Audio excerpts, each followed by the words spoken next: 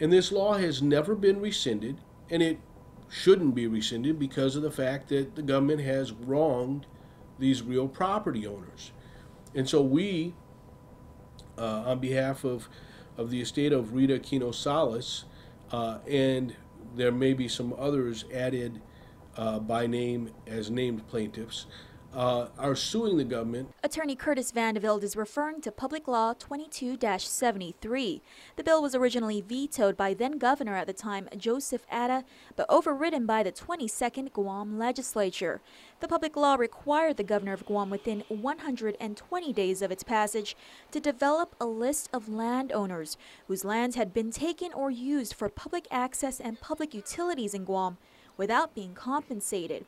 It further mandated that rev and tax remove those properties from real estate tax rolls and refrain from collecting real property taxes on public utilities and access easements. According to Vandeveld, the law was a result of a report out of the Department of Interior back in 1992. In the audit, DOI addressed that GovGuam must remedy uncompensated land takings.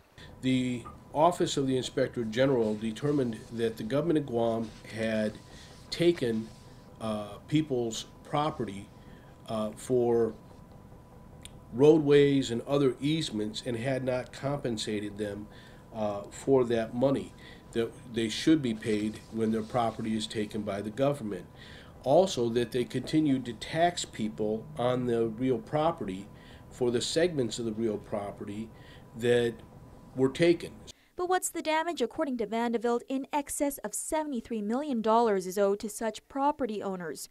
The class action lawsuit Vandeveld filed today seeks to have the court issue a writ of mandamus to the government of Guam to compel GovGuam to perform what it's obligated to do. And in that public law, it requires that the government of Guam, the executive branch, will determine which people they taxed improperly and how much they improperly taxed them for the real property, and will also determine all persons whose property has been taken and used by the public and place a value on it, which they believe should be restored to people.